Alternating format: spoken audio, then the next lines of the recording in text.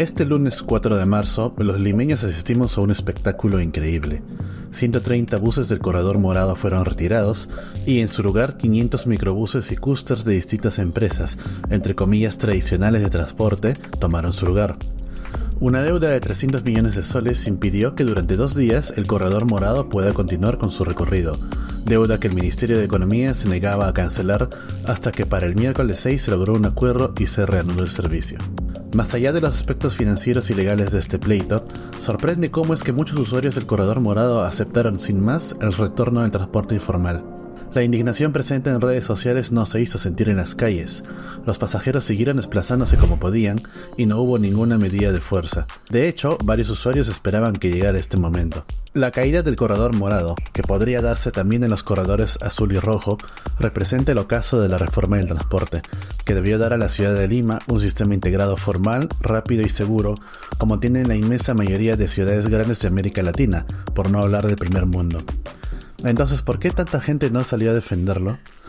En este video de Avanza al Fondo hablaremos sobre las deficiencias de los corredores complementarios y por qué estos no han logrado despertar la revolución del transporte formal que Lima y el Perú necesitan. Comencemos recordando cómo surgieron los corredores complementarios. Luego de 2 décadas de transporte liberado en el que tanto el gobierno central como las municipalidades de Lima y Callao renunciaron a ejercer de manera efectiva el ordenamiento del transporte público, este manejaba una lógica de la guerra del centavo. El municipio limeño, mediante Protransporte y la Gerencia de Transporte Urbano, se limitaba a concesionar rutas a diversas empresas privadas y pedirles ciertos requisitos de operación. En teoría, si las empresas de transporte hubieran hecho un esfuerzo para cumplir estos requisitos, se hubiera podido tener un transporte medianamente ordenado. Pero esto es imposible porque la gran mayoría de estas compañías de transporte operan bajo el modelo llamado comisionista afiliador. En este modelo de negocio, la empresa que ganó la ruta terceriza la operación de choferes particulares que tengan o alquilen un vehículo y se les cobra una comisión por el derecho a circular en esta ruta. Además, los choferes deberán pagar los costos de combustible y operación, y el dinero restante va para ellos. Con el modelo comisionista afiliador, las ganancias de los choferes dependen enteramente de ellos mismos y de su habilidad para recoger pasajeros. Por supuesto, esto lleva a la necesidad imperativa de ganar pasajeros a toda costa, con los abusos y desmanes que ya conocemos, ya que cada ser humano que ingresa a un vehículo equivale a un sol más para sus bolsillos. Entonces los requisitos, bastante mínimos por cierto, de seguridad y operatividad de la Municipalidad de Lima son un saludo a la bandera. Y los intentos de controlar el caos mediante las multas tampoco sirvieron, ya que no se iba a poder someter a un gremio de transportistas que cada vez ganaba más poder y se movilizaba en bloque para que cada cierto tiempo se le condonen las papeletas, sumado a la corrupción entre transportistas y policías para evitar el internamiento de vehículos. En resumen, con este modelo de competencia en el transporte público iba a ser imposible tener orden y buen trato al pasajero. Si alguna vez se preguntan si es que el transporte público puede ser liberalizado como si se tratase de un producto o servicio cualquiera del mercado y al mismo tiempo ser ordenado, cómodo y respetuoso al pasajero, solo piensen en la Lima Post de Natru. Y si bien existen unas pocas empresas que ofrecen salarios fijos y tienen gestión de ruta, igual compiten con los informales y no ofrecen transbordo o tarjetas únicas de pago, por lo que no brindan muchos de los beneficios que pueden dar los corredores. Diversos políticos ofrecieron remediar esta situación. En la campaña municipal del 2022, Alberto Andrade ofreció implementar un sistema de buses de tránsito rápido, o BRT por sus siglas en inglés, llamado Lima Bus. Luis Castañeda Locio, quien finalmente ganó dicha elección, implementó su propia versión de BRT que hoy conocemos como el Metropolitano. Pero a diferencia de Lima Bus, el Metropolitano de Castañeda solo tenía un corredor vial entre Independencia y Chorrillos y no llegó a ser una red integrada para la ciudad. De los problemas y retos del Metropolitano hablamos en un video anterior que puedes encontrar en la descripción. Es ahí que llega Susana Villarán. Al asumir en el 2011, la nueva alcaldesa trató en un comienzo de impulsar un segundo metropolitano que iría de este a oeste. Pero el proyecto se frustró por la coincidencia en la ruta con el proyecto de la línea 2 del Metro de Lima que el gobierno central ya impulsaba construir tras la línea 1. De todos modos, se hizo evidente que tras el endeudamiento contraído para construir el Metropolitano con la estación central, la Municipalidad de Lima no contaba con recursos para hacer corredores BRT en varias rutas de Lima a la vez, por lo que la administración de Villarán optó por trabajar con corredores complementarios. Estos corredores contarían con rutas licitadas a empresas que siguieran un nuevo modelo de negocio. En lugar del modelo comisionista afiliador, Las empresas que manejaran los corredores complementarios tendrían un sistema de gestión de flota que manejaría las frecuencias de buses, operando con un recaudo de pasaje con tarjeta electrónica y sobre todo dando a los choferes un salario fijo, integrándolos a las empresas como empleados en planilla. Esto significa que ya no habría incentivo para que los conductores hagan correteos, se planten en los paraderos esperando a los pasajeros o maltraten a los niños y jóvenes de pasaje medio y escolar, entre otras perlas. Una ventaja de los corredores complementarios frente a los BRT era que serían más baratos de implementar.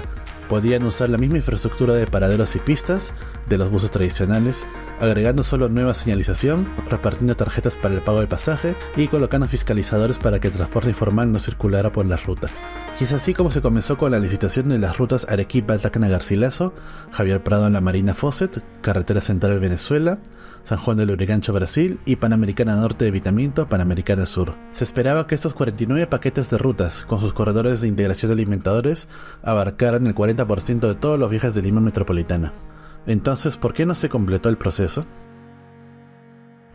Politiquería, violencia y prisa. Comencemos con las fallas de la propia Municipalidad de Lima en los contratos de los corredores. Primero, durante la administración Villarán no se completó la puesta en operación de una gran cantidad de estas rutas, sobre todo de los alimentadores, por falta de tiempo. Esto motivó una reacción en cadena de insostenibilidad financiera del servicio. El contrato de los paquetes de rutas daba una cantidad de pasajeros que debían poder obtener para llegar a la rentabilidad financiera sin subsidios. Al no concretarse las rutas alimentadoras o implementarse transbordo efectivo entre las líneas de corredores, se perdían pasajeros y no se llegó a las metas de rentabilidad. De esta manera, el funcionamiento de los corredores pendía de un hilo, y cada cierto tiempo el Ministerio de Economía debía entregar partidas extraordinarias para sostener su operación. Por otro lado, los corredores tienen que competir con las rutas de transporte informal y colectivos. La fiscalización para evitar que los informales invadan las rutas de los corredores era una batalla diaria, y no me refiero solo a la batalla política. Ante la impasividad del gobierno central, se golpeaba y atacaba físicamente a los fiscalizadores de la municipalidad y posteriormente de ATU todos los días. Mientras tanto, políticos opuestos a Susana Villarán lograron romper el consenso de los limeños alrededor de la reforma del transporte. Los traspiés en su ejecución, sumados a la desgastante campaña de revocatoria municipal del 2013, hicieron que la alcaldesa quemara todo su capital político en inaugurar 2 corredores, el azul y el rojo, a fines del 2014 antes de acabar su mandato, pero sin la mayoría de rutas de integración y aproximación. Mientras tanto, las empresas cascarón del transporte informal y de colectivos se reagruparon políticamente, con consecuencias que veremos más adelante, y la campaña política y mediática, magnificando los problemas del servicio, nunca cesó. Como comentamos, no se implementó adecuadamente el transbordo entre buses sino hasta el 2022 y nunca llegaron las rutas alimentadoras e integradoras. Esto causó que solo funcionaran las rutas principales sin los medios para recoger pasajeros de zonas entre comillas periféricas, perjudicando seriamente a muchos usuarios. Un ejemplo es la conocida Ruta 301 del Corredor Azul entre Rímac y Barranco, que al no abarcar con alimentadores al resto de Rímac, Cercado o San Juan del Lurigancho, obligaba a los usuarios a tener que caminar largas distancias o tomar transporte informal para llegar a la ruta del corredor. Esto perjudicó los tiempos de viaje y la economía de los usuarios, ya que si bien se esperaba que las rutas troncales del corredor circularan más rápido gracias al orden de los buses, este beneficio se anulaba al tener que bajar de una unidad informal para esperar y subir a la unidad formal o viceversa. Y al no desarrollarse correctamente el transbordo, el usuario gastaba más pasaje para cubrir con 2 o 3 vehículos una ruta que antes podía ser en una sola unidad. Ahora bien, los transbordos ocurren en cualquier sistema de transporte formal del mundo, pero al tener presente la memoria de las rutas informales conocidas como rutas tallarín, se debió compensar la inconveniencia del transbordo con mayor velocidad y capacidad, lo cual no se hizo. Orden y ¿qué más? La principal e indiscutible ventaja de los corredores complementarios frente a las rutas de transporte tradicional que reemplazaron es el orden y trato al usuario. Atrás quedaron los correteos por recoger pasajeros, los excesos de velocidad y las faltas graves de tránsito. Los niños y jóvenes podían acceder al pago del pasaje escolar y medio sin ser hostigados. No había un cobrador que molestara a los pasajeros ni intentara cobrarles pasaje 2 veces. Y por supuesto, los accidentes de tránsito se redujeron en las rutas de los corredores complementarios. Sin embargo, a pesar de estos apreciables logros que son la bandera principal de los defensores de los corredores en su estado actual, la satisfacción de los usuarios de este sistema de buses es la menor entre los 3 sistemas de transporte formal de Lima, quedando por debajo del metropolitano y de la línea 1 del metro. Esto fue aprovechado por los alcaldes posteriores y sus operadores políticos, comenzando por Luis Castañeda Locio, quien volvió a presidir Lima en el 2015. Aliado de los gremios de transporte tradicionales durante la campaña de la revocatoria de Villarán, en su gestión se ralentizaron las posteriores etapas de implementación de rutas de los corredores complementarios, con la reacción en cadena por falta de buses que explicamos anteriormente. Por ejemplo, el Corredor Morado recién entró a operar en enero del 2017, pero de sus 16 servicios troncales proyectados solo funcionaron 5, además de una ruta BCH que se paralizó en el 2020, y de las 23 rutas alimentadoras nunca se implementó ninguna. Esta situación se repite en todos los corredores complementarios. No existió voluntad política para implementar ni uno solo de los corredores en su totalidad, con lo cual la reacción en cadena de insostenibilidad estaba garantizada. Además, no se implementaron otras medidas como los carriles segregados para buses del corredor, que hubieran mejorado drásticamente su velocidad frente a la competencia formal y ayudado a compensar los problemas descritos antes. El transbordo recién se concretó de manera parcial durante septiembre del año pasado, a casi una década de inauguración, y el proceso de tarjeta única todavía no integra el Metro de Lima. Mientras tanto, la organización política de los transportistas informales creció, abarcando más que las alcaldías. Partidos políticos comenzaron a presentar abiertamente proyectos de ley a favor de la condonación de multas y del tránsito en colectivos a nivel nacional, opacando las iniciativas de sistemas de transporte integrados en ciudades del interior del país. Y a partir del 2016, con el colapso político tras una serie de congresos cada vez más mafiosos y menos avergonzados de hacerlo, este bloque de intereses de transportistas adquirió una importancia clave para mover los engranajes de la maquinaria política que nos tiene hoy sumidos en un caos total, dentro y fuera del sector transporte. La segunda vuelta del 2021, entre un Pedro Castillo que prometió derribar la ATU y una Keiko Fujimori cuyo partido intentó legalizar colectivos informales, fue el puntillazo final. Es así que asistimos a una mezcla de implementación incompleta, incomodidad de los usuarios y oposición política organizada, que poco a poco ha ido derribando el funcionamiento de los corredores y por lo tanto la posibilidad de concretar una reforma del transporte. ¿Cómo podemos asegurar que el transporte pueda mejorar de manera real y asegurar el respaldo político y popular para hacerlo? ¿Y qué soluciones no debemos seguir? El fantasma de Bogotá y el gradualismo.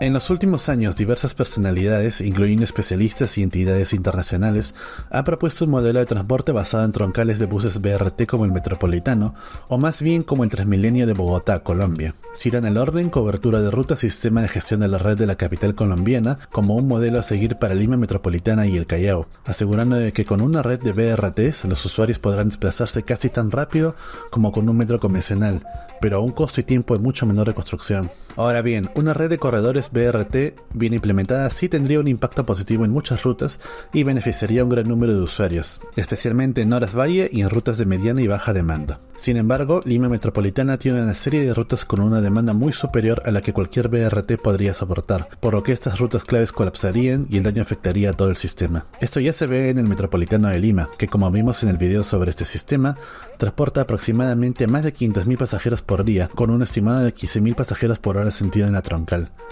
Lamentablemente, la demanda real de la ruta entre Naranjal y Matelini supera largamente estas cifras, e incluso supera los 700.000 pasajeros diarios que se prometió a los concesionarios del Metropolitano en el contrato inicial.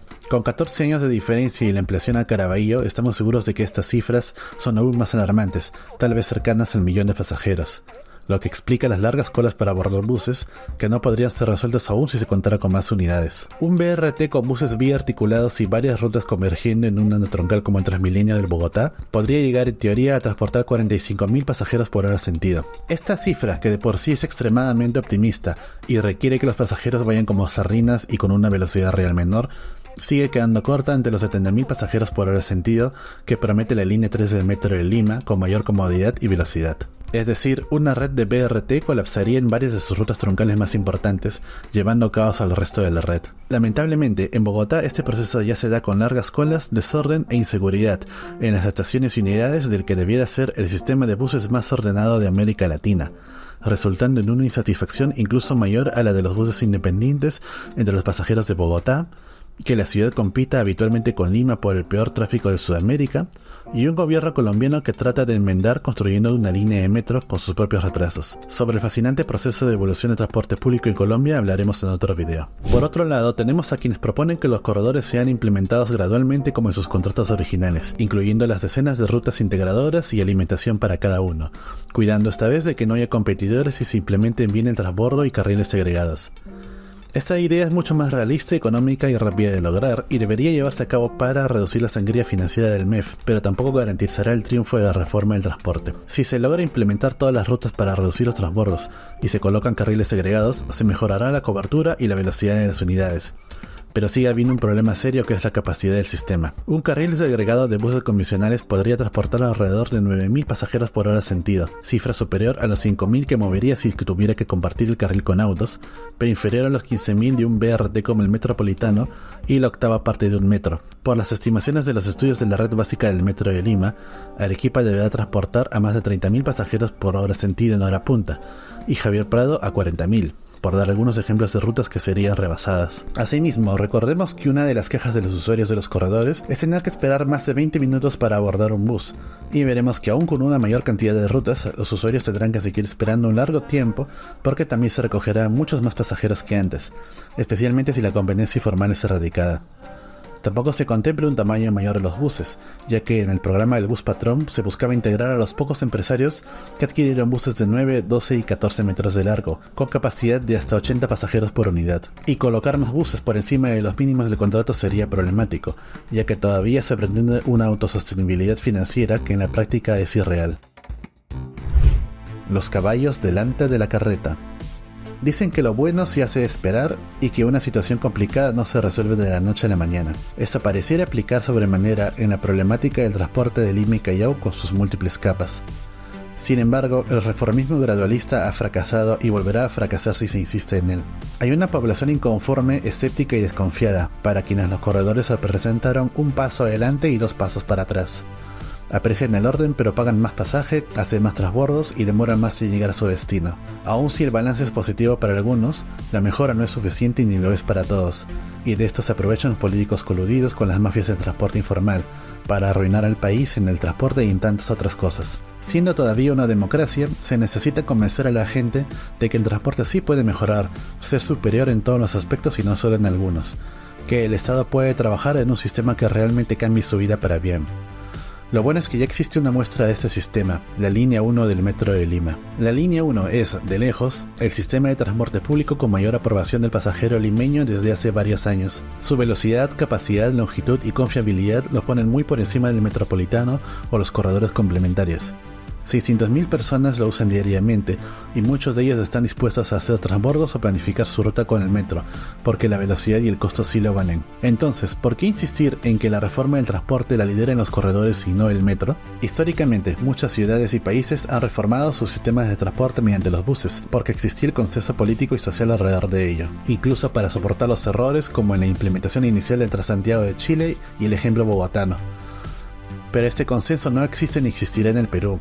Aún si ganara un presidente reformista en el 2026, ya que la ATU ahora depende del MTC, los intereses en el Congreso y parte de la prensa se encargarán de minar cada paso de la reforma del transporte, o atacarán cualquier otro aspecto de su presidencia, esperando que el siguiente gobierno detenga todo otra vez, e incluso que se atreva a tratar de retroceder, como pasó con el corredor morado durante estos días. Si el sistema no es perfecto en estos 5 años y al mismo tiempo lo suficientemente masivo para mover votos en la siguiente elección, se retrocederá de nuevo, como pasó tras el regreso de Castañeda en la alcaldía, y el sueño volverá a postergarse. Esta batalla política solo se puede vencer apostando por sistemas superiores, cuya implementación quede grabada en concreto y acero, y cuyo funcionamiento revolucione la vida de los usuarios a tal grado que no quieran votar por políticos representantes de los informales. Y aun si estos salieran electos, que no puedan hacer nada para revertir las mejoras, abriendo luego el paso para corredores de buses o BRTs en rutas de mediana y baja demanda. Nuevamente, es el metro el llamado a liderar la reforma del transporte. Los 600.000 usuarios en San Juan del Lurigancho, Gamarra y El Salvador jamás aceptarían pasivamente que la línea 1 sea cerrada como cerraron el corredor morado, amarillo o verde. Pero estos nuevos metros no pueden demorar 15 o 20 años como lo demoraría la línea 2 subterránea.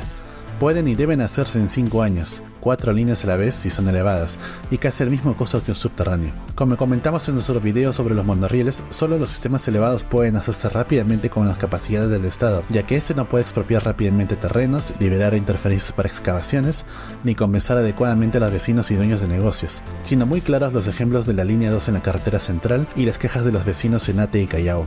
Los metros elevados o al menos mixtos sí se pueden hacer rápidamente en el Perú. Salvo la línea 3, que puede ser en parte elevada como vimos en un video anterior, las líneas 4, 5 y 6 podrían ser metros convencionales o monorrieles elevados y estar listas en 5 años. Sus ventajas como medio de transporte, pero sobre todo como obra del Estado, superarán enormemente las desventajas, mayormente superficiales y estéticas. Tranvías, teleféricos y monorriles medianos pueden cumplir esta función de introducción a la formalidad del transporte en ciudades del interior del país. Estamos ante una emergencia política y social, de la que el transporte público puede jugar un rol fundamental para salir. Si el ciudadano ve que el Estado es capaz de cambiar su vida en 5 años, podría recuperar la confianza en este, quedando dispuesto a la segunda etapa de la reforma, que ahí sí serían los buses y BRTs para los transbordos de rutas menores. La esperanza es que el ciudadano vea que la política y el gobierno no son inútiles, y que hay algo bueno que defender y preservar por medio de su participación política, su opinión y su voto frente a los lobbies. Y quién sabe, tal vez por ahí se pueda reformar muchísimo más que el transporte público. Muchas gracias por ver esta entrega de Avanza en Fondo, volviendo tras una larga ausencia. Si te gustó este video, por favor dale me gusta, compártelo y suscríbete al canal, y déjanos tus comentarios o sugerencias sobre nuestro próximo contenido. Soy Luis Padilla y muchas gracias por ver Avanza en Fondo.